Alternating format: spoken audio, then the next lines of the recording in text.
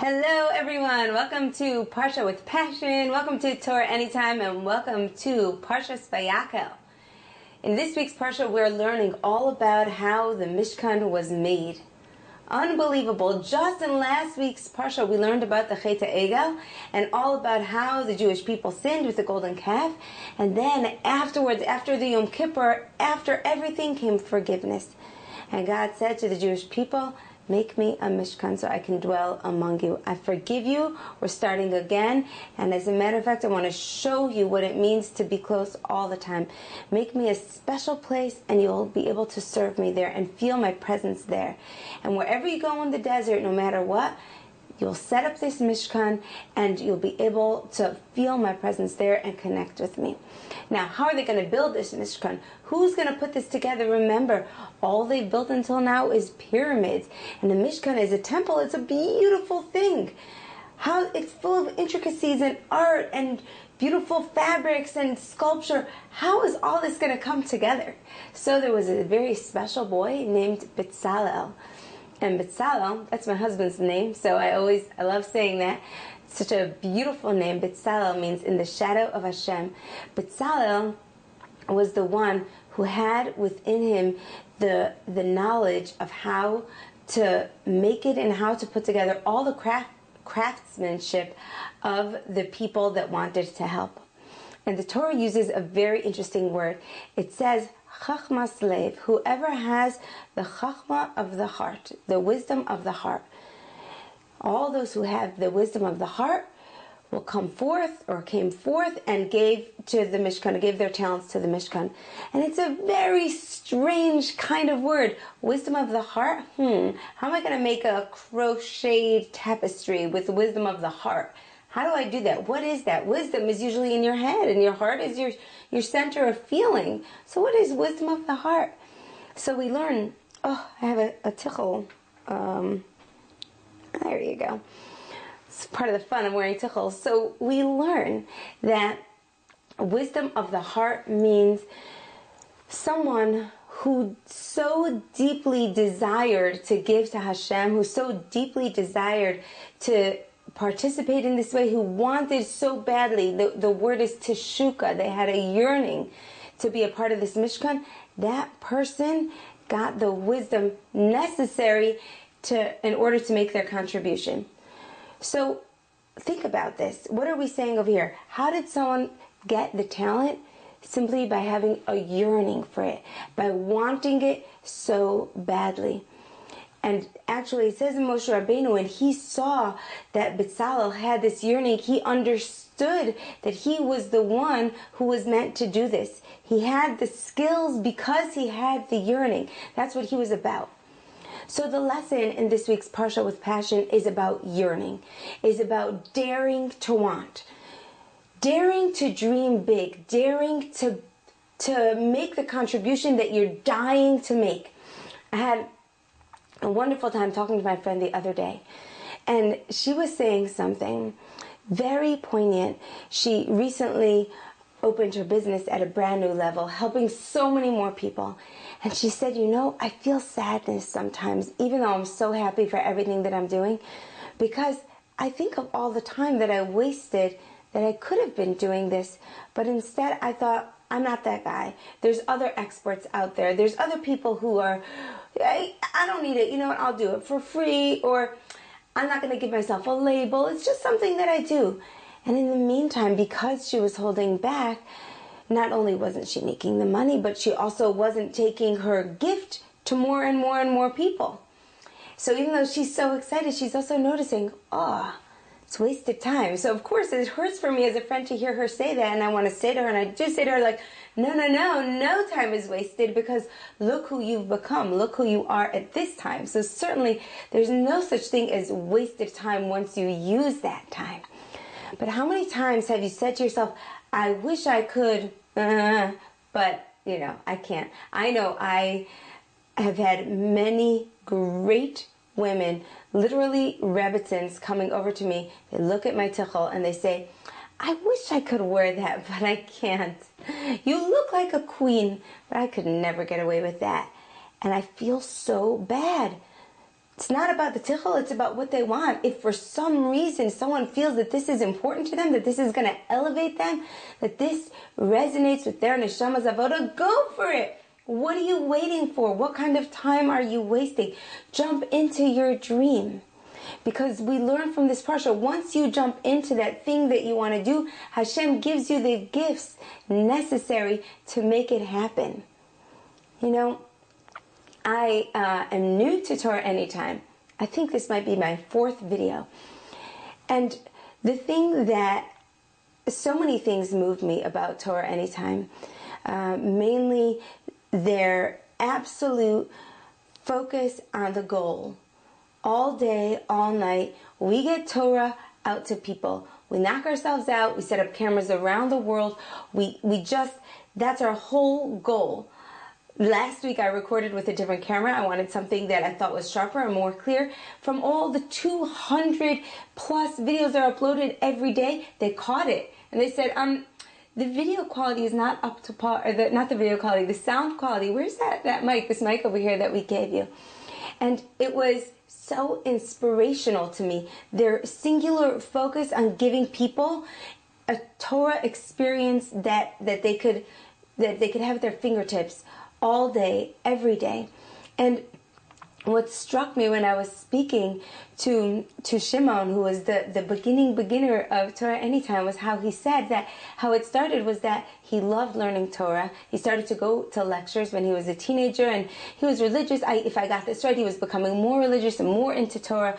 If I got that correct, he started going to lectures, this much I know, and he loved them, and he wanted to record them. So his parents bought him a video camera. Yay for parents, I love that part. But then, as he amassed his collection, people would say, what are you going to do? Are you going to put it on a website? What are you going to do with all these videos? And he said, well, I don't know. And then I think his brother, or perhaps it was a friend, got a degree in all things computers in college, and they put it together and they became Torah Anytime. Now I ask you, millions of hours of Torah learned. Could he have done that?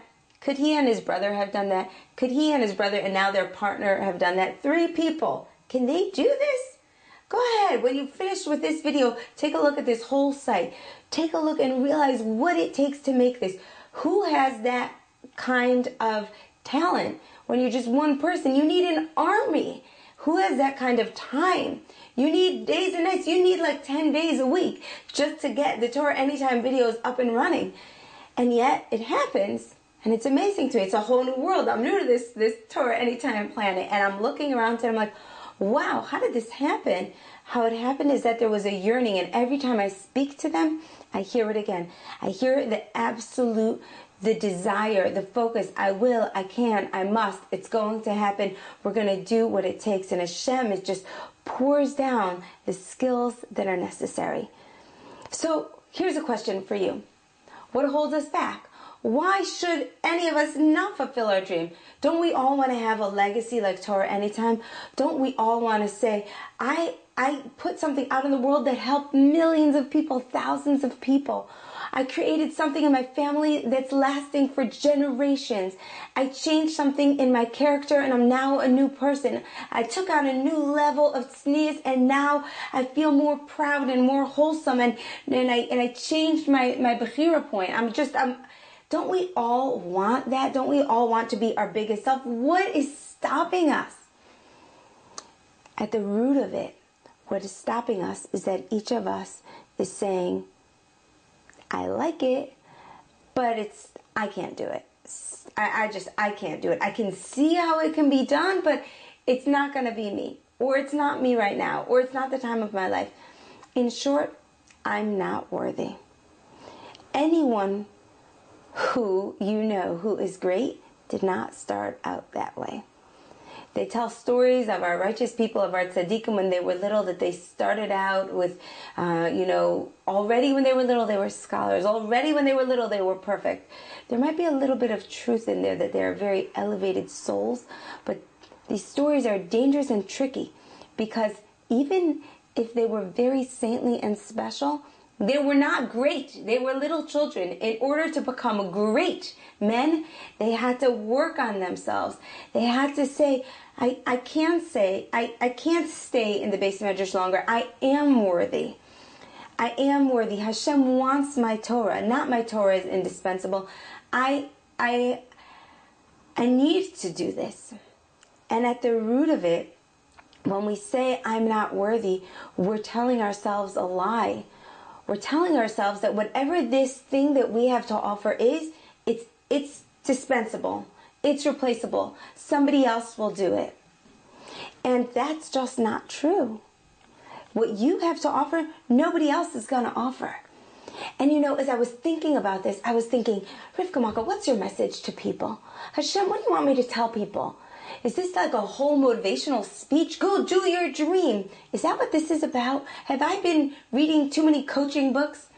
And I just was quiet for a minute. I said, Hashem, what should I tell your children? And he said, tell them Mashiach is coming.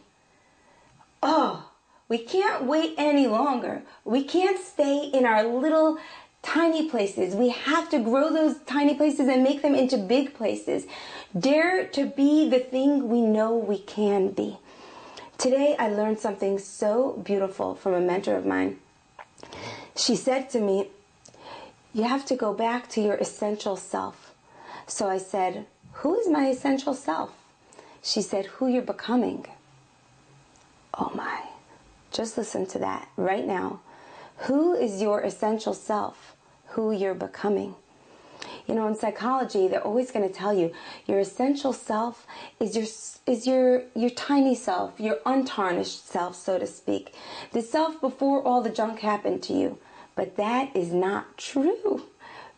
Because as she told me, we come in with a package. We come in with a personality. We come in with talents. And we come into a family and we come into an environment. It's all set up for us. Not all of that is us. That's the setup for who we are. Who we are essentially is who we're becoming. So what does this mean? This means we have to step into who we're becoming because we are the generation that's bringing Mashiach. Everything is different now. All the stakes are higher. I've been speaking to a friend and I speak to her every day. And so as we share little tidbits of news, we're starting to notice how every day more emergencies are happening. Terrible tragedies. And it's like tragedies of people that we know or of people that we know, friends of people that we know. Every day it's like time is moving on. Mashiach is coming. We've got to think bigger. We have to do our part in fixing the world and bringing our tikkun through our specific gifts. I have a friend who likes to call our gifts our medicine. It's a beautiful coaching model where your medicine, how will you heal the world? What's your special medicine? So I'm hearing it from all over. I'm hearing it from out there in the coaching world. Fulfill your dreams, live in fulfillment. And I love to help women do that. I'm hearing it from this other more earthy place. What is your medicine? And I'm hearing it from our sources that say Mashiach is coming. It's time to fix. It's time to do. It's not time to say it's going to be somebody else. In this Parsha, a crazy story happened. The Nisim, the princes of all the tribes, they said, we are so generous. They probably didn't say that, but they're saying, we want to give. We're ready to give any amount. As soon as the Jewish people are finished with their giving, no matter what, we're going to finish off the rest. And they were just ready to roll up their sleeves and to do that. No problem. But the Jewish people surprised them. And they gave everything. And the poor Nisim were heartbroken because there was nothing left to give. And Hashem made a way for them to contribute also.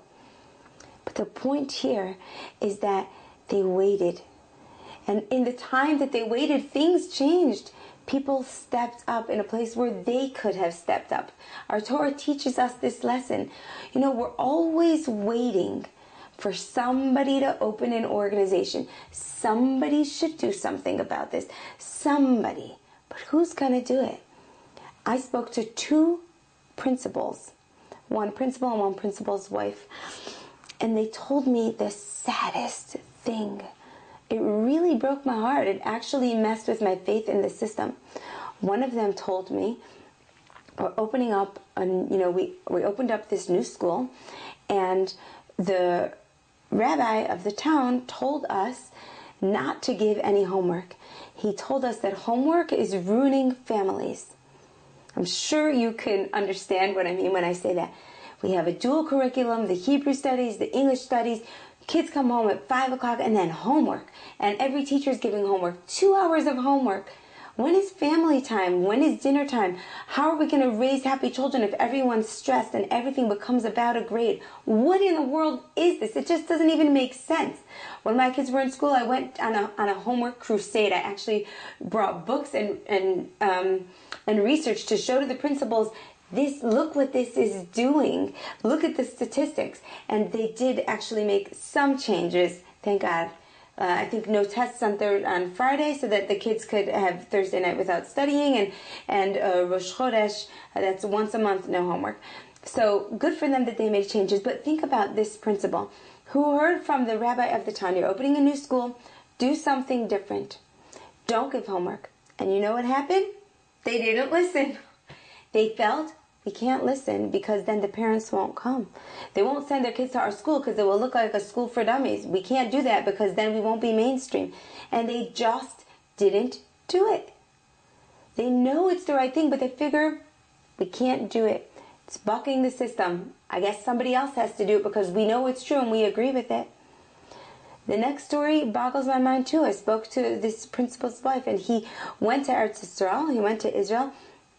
And he spoke to Rav Chaim over there, and he said, what should I tell the children? And he said, what should I teach them?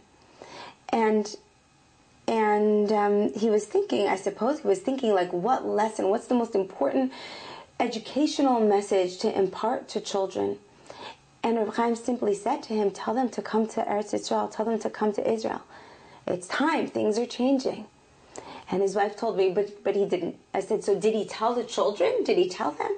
She said, no, he told the teachers, he told them. It was nice. Because who could say that? I mean, such a big responsibility to say that. Are you sure Mashiach's coming? Are you sure we should go to Eretz Yisrael? And besides, who could pick up and move? Not everyone can just pick up and move. So maybe I can't tell this to the children. I don't know. I'm not going to claim to know what he was thinking and to say that he did the wrong thing. What I am going to say is, wow, you heard it straight from the greatest man that you respect, and he told you what to say, and you couldn't say it. And you're hoping somebody else is going to get that message across, because it can't be you. You can't rock the boat. Rocking the boat is what we have to do. We have to rock the boat. We've got to shake things up. We can't stay stagnant. We can't get comfortable. We get comfortable, Hashem shakes us up. We get comfortable, we start getting jealous of other people who are self-actualizing themselves and pushing themselves past their fears and pushing themselves into their bigness. We get comfortable, we don't bring Mashiach. We don't change things. The world stays the same. And it can't. It's waiting for you to do that thing that you know that you're going to do. My brother Ben Sion, he has, I think he had a radio show on Hidabrut, and he did an amazing show where he spoke to people about dreaming big. And he said, I want to challenge everyone to call up on this show and tell me your dream. Tell me what your dream is. Let's talk about it. And one by one, people got on the phone with incredible innovations to make. And for a full hour, more and more innovations. You could just imagine the kind of criticisms they have and of the system and the kind of revelations that they had, what they would like to see different, and all their dreams. How many of those people do you think went out and pursued those dreams? Take a guess. Why are you guessing none? You know why you're guessing none? Because it's probably the right guess. Probably everyone got off the show, was very inspired, felt amped up, told their family about it at the dinner table, spoke about it at the Shabbos table, and then, it can't be me. I can't do it. So what's it going to take? What's it going to take for us to have what the Yidden had, this this teshuka, this yearning, this such deep yearning that it leads to action, that we get ourselves ready for Hashem to pour in the skills, because He will do that. You don't have to worry, I don't have the skills. He will send you the people. He will send you the skills. That's the truth. You just have to want it. You just have to take a tiny little step and say, I'm big. I'm not little. My role here is big. I'm not waiting for other people. I'm not going to wait around like the Nisim made that mistake and watch while everyone else does things. And then at that point, I'll step in and do my part, because I'm not the leader type. I'm not the big type. Yes, you are. Everyone is a leader, because everyone has impact. Every single person. So there is nothing to hold back on. My friend who wanted to switch into wearing a tichel, she had been wearing wigs. Speaking of tichels, this one is falling apart today. She had been wearing shetels, and she felt from Hashem, I want to wear a tichel. She had this vision. No sooner did she have that vision, within weeks, I met her. A speaker came to her town to speak about head coverings. More and more people came into her life and made it possible.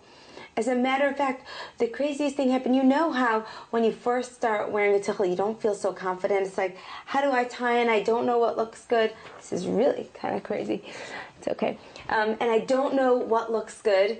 And you just want help. And you look on YouTube and you see the videos and you're like, it's so good, but I want a person. And this woman, she really wanted a tichel to serve Hashem. She really felt, this will change me in some way.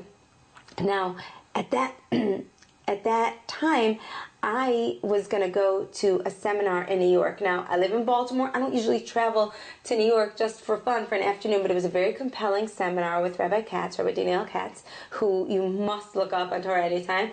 Daniel, D-O-N-I-E-L, Katz. And a lot of Hebrew in there, in case you're not Hebrew familiar, but worth it. Amazing. So I was going to travel to New York for this seminar. So I said, oh, you know what? I can meet you in Manhattan. I could show you some of my favorite places.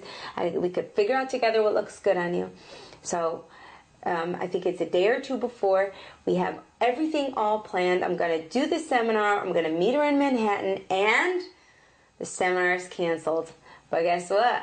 I already have the bus planned. I'm already going. Hashem arranged for her to have her personal tichel consultant come all the way to New York for her and go shopping with her. That's how much He supports us when we are ready to take the next step.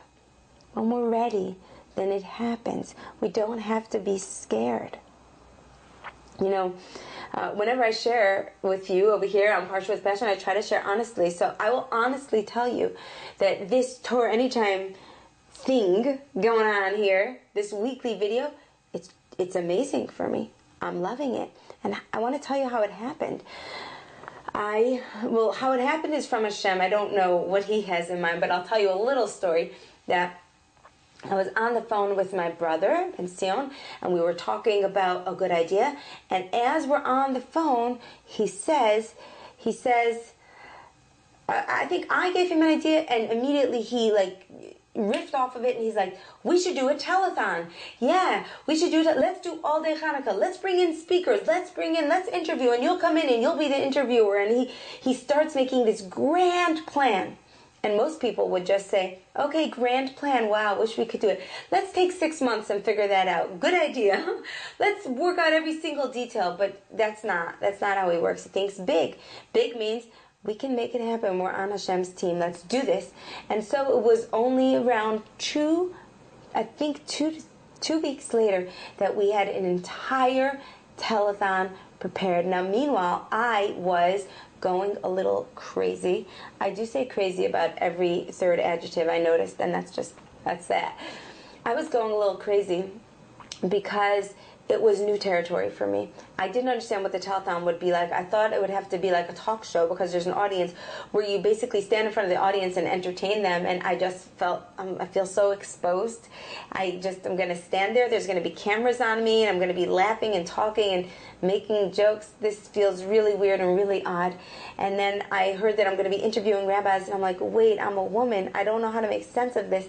How do I interview rabbis? This is a real challenge to my tznius. How do I conduct myself? And I was mamish in a tizzy. Like I wanted to, and I kept thinking, like, Hashem, what do you want? Like, I want to do this right because I can tell from the momentum of this thing that this thing is supposed to happen.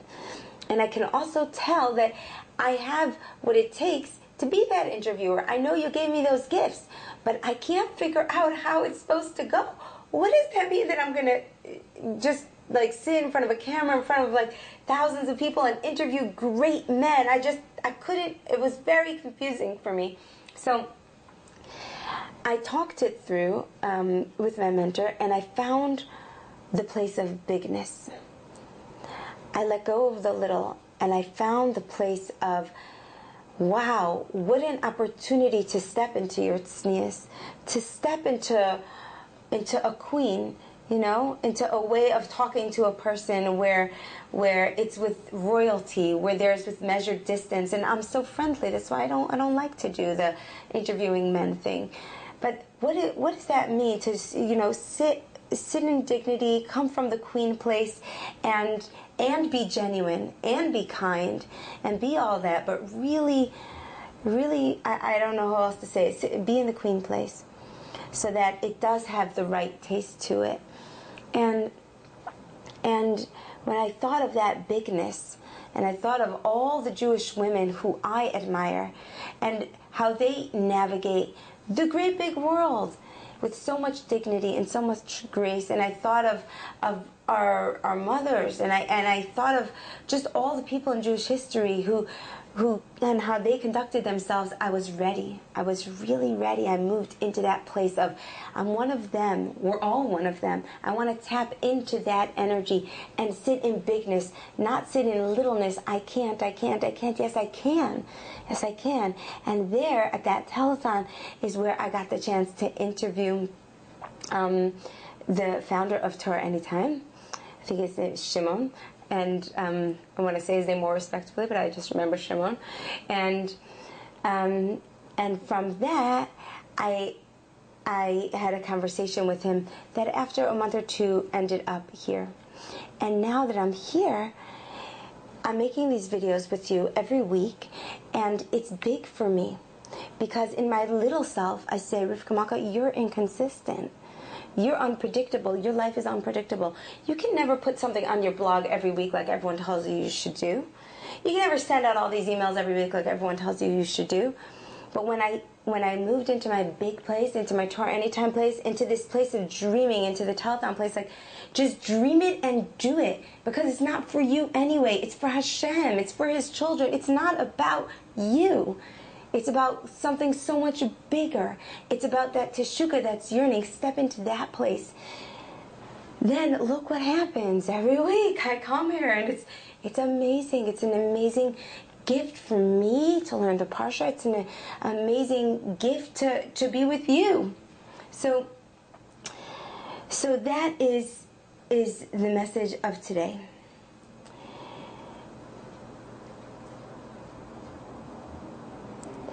Here's what I want to leave you with. Just kind of a summation. We all have bigness in us. We all have this ability to tap into Chachma Slave, the wisdom of the heart, where the heart wants something so much that Hashem pours in the wisdom. He will tell you how to do it. You don't have to worry. You have to take a step or two. That's it.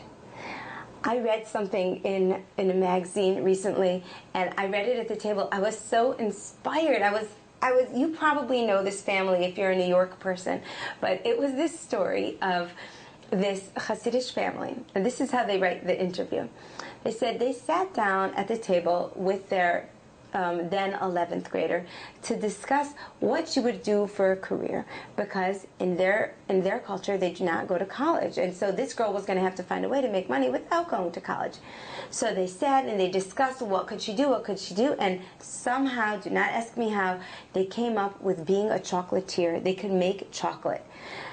Very random, very amazing. The mother of this girl, she said that she grew up in a home that was very perfectionist.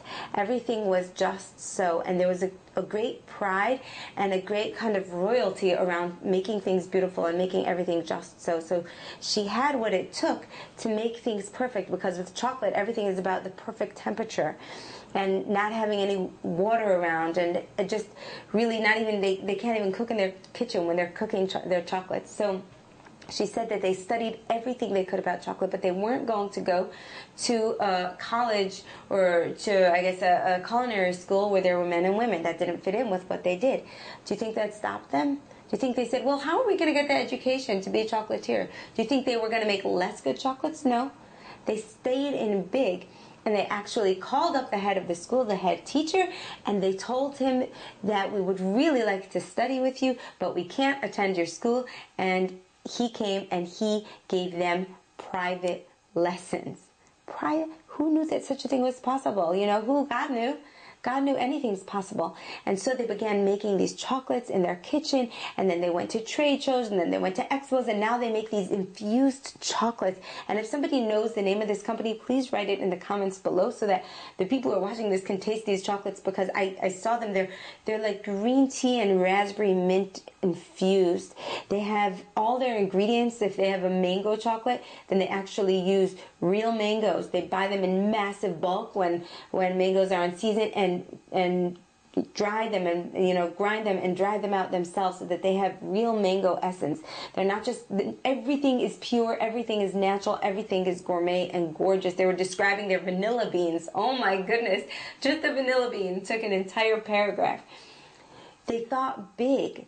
And what's so exciting is, Baruch Hashem, they're successful, and I'm so happy for them. It's really nice to see when people succeed. But what inspired me was that nothing stopped them. It just didn't stop them. Never knew anything about chocolate. That's okay. It's just me and my daughter, and we can't go to school for whatever reasons they had. Well, that's okay. We have to figure out how to get all kosher ingredients. We'll figure that out. Well, that's okay. These people were not born with the blessings of chocolate. They dared to dream big, and it happened to them. Think about a time in your life when you were given the strength that you needed to accomplish something you didn't know that you could. You've had those times, right? So now think about the next thing that you need to do. And I say need, not want, because we're in this space of Mashiach. We're in this space of let's get moving. I had a dream of about 2 weeks ago. And first I was laughing at the dream because, like I tell you, I coach women all the time, and so coaching's on my mind. It's very powerful work. So I had this dream, and in my dream, everyone was a coach. The whole world was coaches, and each person had like a label, like I'm a coach of this, I'm a coach of that. And it was amazing. Like, I'm a coach of car fenders. Everyone had their little specialty. And as I repeated it, I think it was to my husband, he said, yeah, it's true. That's true. Everyone is a coach. Everyone has something that is uniquely theirs to offer. If they're great at organizing, great at systems, great at people, you're great at something. And inside of you is a dream to make something with that greatness. So do it. The whole world is coaches. The whole world has something special. And I'm not just talking about a cute message of, you're so unique, you're so special, you have a special light and a special glow. Light is good. Light means that you have a good heart. But I'm not talking about light over here. I'm talking about a desire so deep that you actually take the action. So that is this week's Parsha. Wishing you Chachmas Lev in Parshas Vayakhel. Wishing you a beautiful Shabbos. And thank you very much. Bye, everyone.